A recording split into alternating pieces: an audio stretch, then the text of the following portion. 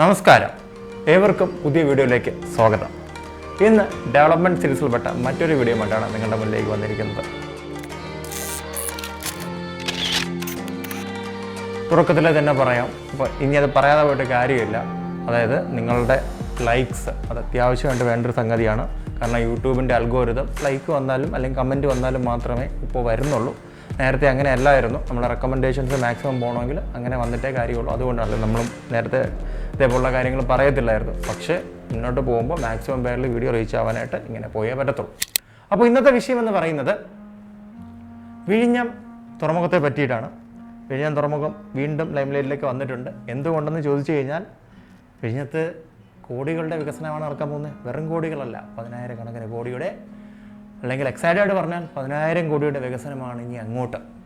അപ്പോൾ നമുക്കറിയാം, വിഴിഞ്ഞം ഒഫീഷ്യലി കമ്മീഷൻ ചെയ്തില്ലെങ്കിലും ഇപ്പോൾ കപ്പലുകളുടെ ഒരു ആഘോഷമാണ് വിഴിഞ്ഞത്ത് നടന്നുകൊണ്ടിരിക്കുന്നത്. ദിനം പ്രതി കപ്പലുകൾ വരുന്നുണ്ട്. ഈ കഴിഞ്ഞ ആഴ്ചയാണ് 7ഓളം കപ്പലുകൾ ഒരുമിച്ച് വന്ന് അവിടെ കാര്യങ്ങൾ, അതായത് അവിടുത്തെ ഒരുമിച്ച് ഒരേ സമയത്ത് ബർത്തിൽ വന്നു എന്നല്ല, ഇന്നയുടെ 7 കപ്പലോളം അവിടെ ഹാൻഡിൽ ചെയ്തിട്ടുണ്ട്.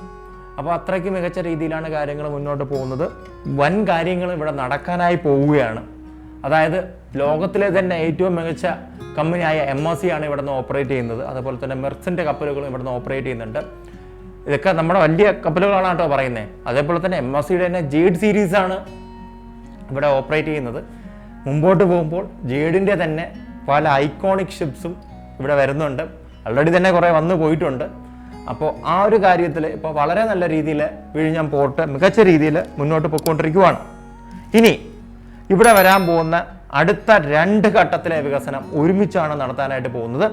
അതിന് വേണ്ടിയിട്ടുള്ള പാരിസ്ഥിതിക അനുമതി ലഭിച്ചു കഴിഞ്ഞു. അപ്പോൾ 2-3 ഘട്ടം പെട്ടെന്ന് തന്നെ തീർക്കുമെന്നാണ് ഇപ്പോൾ അറിയാനായിട്ട് സാധിക്കുന്നത്. 2028 ഡിസംബറോട് കൂടിയിട്ട് അതിൻ്റെ കാര്യങ്ങൾ തീർക്കുമെന്നാണ് അദാനി ഗവൺമെന്റിനെ അറിയിച്ചിട്ടുള്ളത്. ഇതിൽ നമുക്ക് ഒരു പരിധിവരെ നമുക്ക് അദാനിയെ വിശ്വസിക്കാം. കാരണം ഇനി അദാനി മാത്രമാണ് ഇതിൽ ഫണ്ടിങ് ചെയ്യുന്നത്. ബാക്കി ഒരു ഗവൺമെന്റ് എൻറ്റിറ്റീസും ഇതിലേക്ക് ഫണ്ട് ചെയ്യാനായിട്ട് വരുന്നില്ല.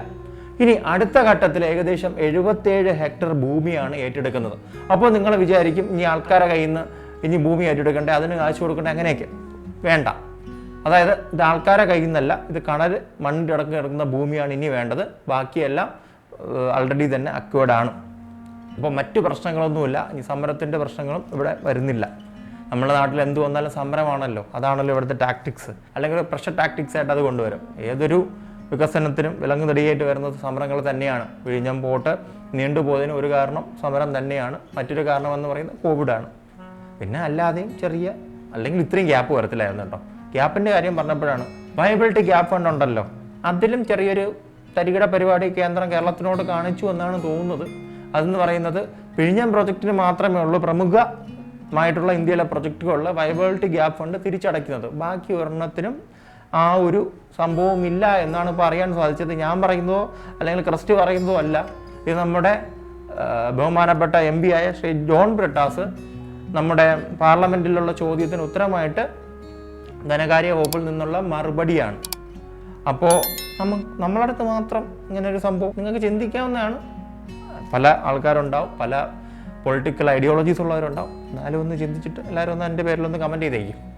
അപ്പോൾ മറ്റൊരു സംഗതി എന്ന് പറയുന്നത്, ഇവിടെ കണ്ടെയ്നർ ഹബ്ബുകൾ അല്ലെങ്കിൽ കണ്ടെയ്നർ ടെർമിനൽ ഉണ്ടാക്കാനായിട്ട് അതുമായി ബന്ധപ്പെട്ട കമ്പനികൾ ഇപ്പോൾ തന്നെ ഒരു നീക്കുപോക്കൊക്കെ നടത്തിയിട്ടുണ്ട്. അവിടെ തന്നെ ഒരു മത്സരം ഉടലെടുത്തും വരുന്നുണ്ട്. ഇപ്പോൾ MSCയുടെ തന്നെ കമ്പനിയായ മാഡ്ഹോക്ക് ഏകദേശം 300 കോടിയുടെ ഇൻവെസ്റ്റ്മെൻറ്റാണ് കണ്ടെയ്നർ ടെർമിനലിന് വേണ്ടിയിട്ട് ഇവിടെ നമ്മുടെ നാട്ടിൽ തിരുവനന്തപുരത്ത് കൊണ്ടുവരാനായിട്ട് പോകുന്നത്. It's A huge investment. അതേപോലെ തന്നെ ഈ കണ്ടെയ്നർ ടെർമിനൽ രംഗത്ത് അല്ലെങ്കിൽ കണ്ടെയ്നർ മൂവ്മെൻറ്റ് രംഗത്ത് അതികായന്മാരായ പല ഇന്ത്യൻ കമ്പനീസ് ഇപ്പോൾ മുന്നോട്ട് വരുന്നുണ്ട്. ഇവരുടെ നോട്ടമെല്ലാം വരുന്നത് വർക്കല മുതൽ നമ്മുടെ ഇങ്ങോട്ട് താഴോട്ടുള്ള ഭാഗങ്ങളാണ്. അതായത് വർക്കല മുതൽ നമ്മുടെ കളിക്കവള വാറശാല വരെയുള്ള ഭാഗങ്ങളിൽ കണ്ടെയ്നർ ടെർമിനൽ ഉണ്ടാക്കാനുള്ള പദ്ധതിയാണ് ഇപ്പോൾ ഇടുന്നത്.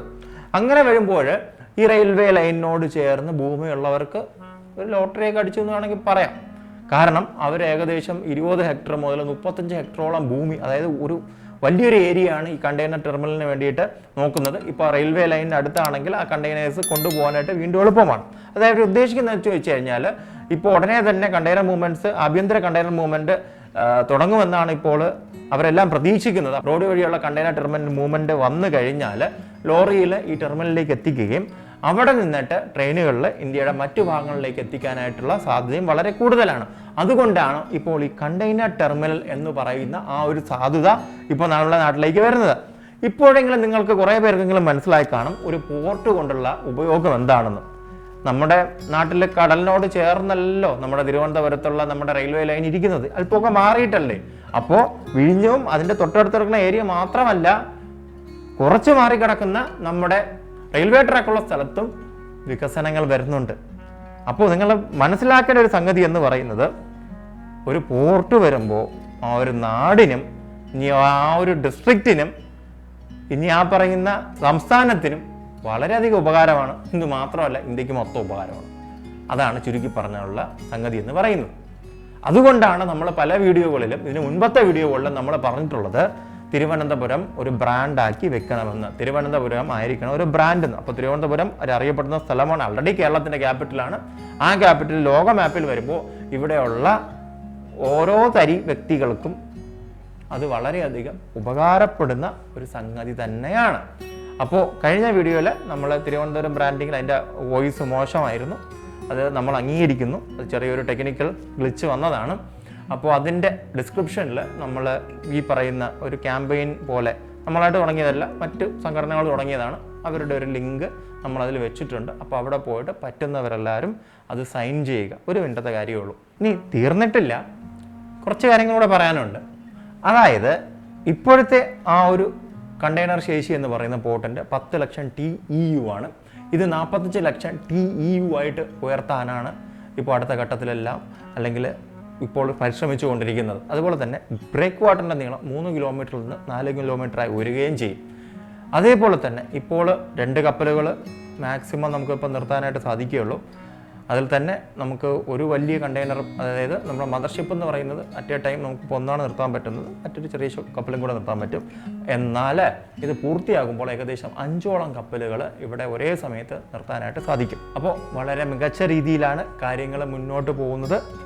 ഇനിയിപ്പം കൊങ്കൺ റെയിൽവേ ഉടനെ തന്നെ വരുന്ന ആളുകളിൽ തന്നെ നമ്മുടെ റെയിൽവേ ലൈനും അണ്ടർഗ്രൗണ്ട് റെയിൽവേ ലൈനും പണിയുമെന്നാണ് വിശ്വസിക്കുന്നത്. അതുകൂടെ വരുന്നു കഴിഞ്ഞാൽ നമുക്ക് ലാൻഡും റെയിലും കടലും മാർഗവും എല്ലാം ഉപയോഗിച്ചുകൊണ്ട് നമുക്ക് ഇവിടുന്ന് കണ്ടെയ്നർ മൂവ്മെൻറ്റ് സാധ്യമാകും. ആ ഒരു ഘട്ടത്തിലേക്കാണ് നമ്മളിപ്പോൾ പോകുന്നത്. ഇമ്മീഡിയറ്റ് ആയിട്ട് വേണ്ടത് ആ സംഗതികളാണ്. ഇനി അടുത്ത 3 വർഷത്തിനുള്ളിൽ നമുക്ക് വിചാരിക്കാവുന്നതിലും ഇപ്പോൾ വരുന്നതിലും അപ്പുറമുള്ള വികസനമായിരിക്കും തിരുവനന്തപുരത്ത് കാണാനായിട്ട് സാധിക്കുന്നത്. തിരുവനന്തപുരം അല്ലെങ്കിൽ നമ്മൾ ഏറ്റവും കൂടുതൽ ആഗ്രഹിക്കുന്നതും ഇത് പോർട്ട് ഓഫ് ട്രിവാൻഡ്രം എന്നോ തിരുവനന്തപുരം ഇൻ്റർനാഷണൽ സീ പോർട്ടോ എന്നോ വിളിക്കുവാനാണ്. ആ ഒരു ഘട്ടത്തിലേക്കൂടെ നമ്മൾ ഉയർന്നു കഴിഞ്ഞാൽ നമ്മുടെ തിരുവനന്തപുരവും കേരളവും ഇന്ത്യയെല്ലാം ലോക ഭൂപടത്തിൽ അർഹിക്കുന്ന സ്ഥാനത്തിനേക്കാളും ഉയർന്ന ഒരു സ്ഥാനത്തിലേക്ക് പോകുമെന്ന കാര്യത്തിൽ യാതൊരു സംശയവുമില്ല. മറ്റൊരു വീഡിയോയിൽ മറ്റൊരു വിഷയവുമായി വരുന്നവരെ ഞാൻ ഷിബു സാലിഹ, എന്നോടൊപ്പം പ്രേണസ് രാജ് നിർത്തുന്നു. നന്ദി, നമസ്കാരം. Keep watching class Kerala.